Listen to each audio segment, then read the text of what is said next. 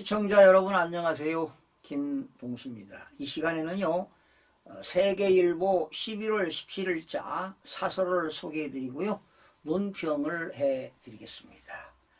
산업 스파이 범죄가 갈수록 극성을 부리고 있습니다.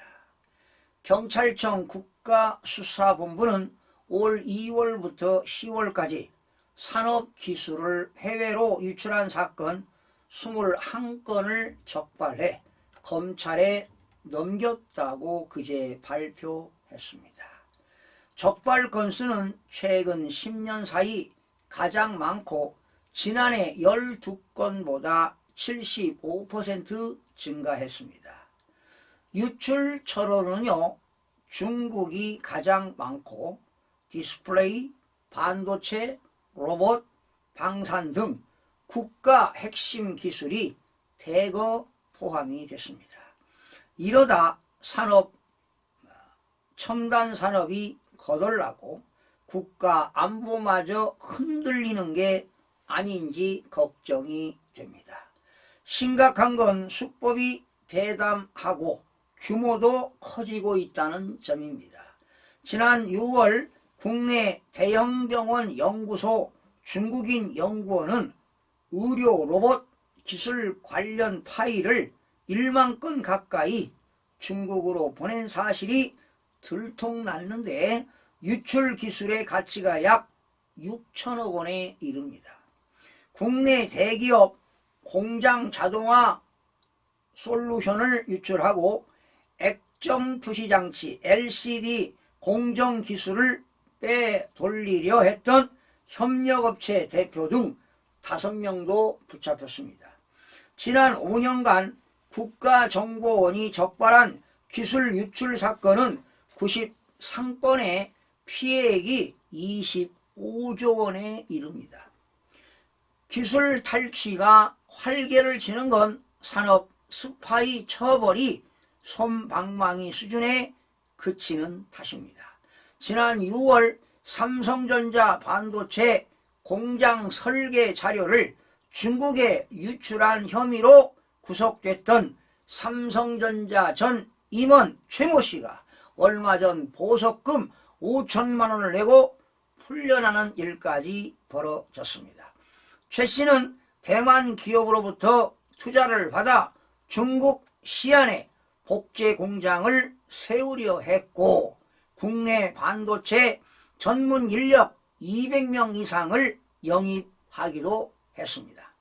검찰은 최 씨 범행으로 국내 기업이 최소 3천억 원의 피해를 봤으며 향후 피해 금액이 수조 원에 달할 것으로 추산했습니다.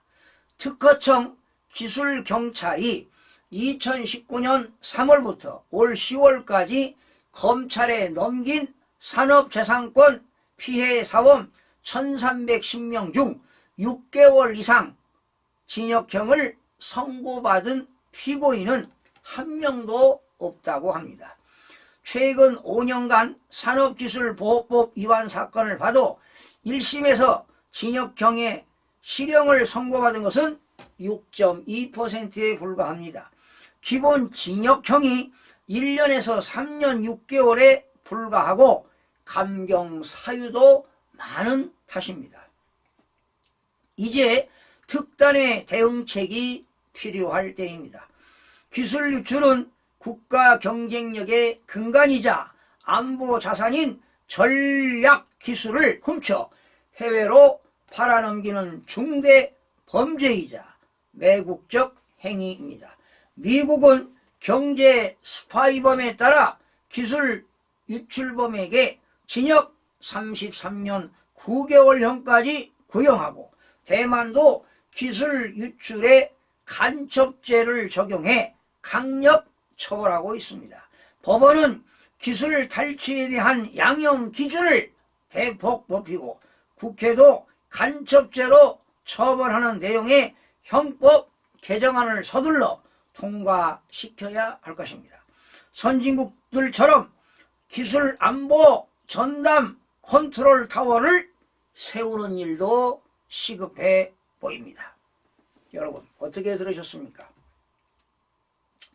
산업 스파이에 대한 기술 유출은요, 기업에 크나큰 타격을 입힐 뿐만 아니라 국내 산업에 끼치는 피해가 거의 복구되지 않고 영속된다는 점에서 심각한 국부 손실로 이어집니다.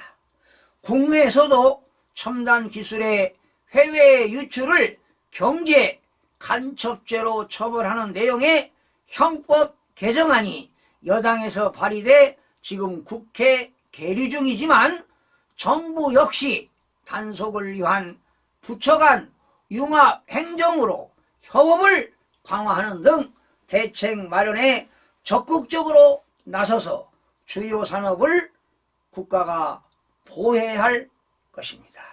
시청해주신 여러분 고맙습니다.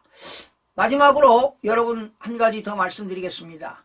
기술 유출이 의심이 되거나 피해를 당했다면 경찰청 누리집 내 산업 기술 유출 방산 비리 신고센터에 신고하거나 시도청 산업기술 안보 수사대를 통해 상담 받으시기를 바랍니다. 여러분 고맙습니다.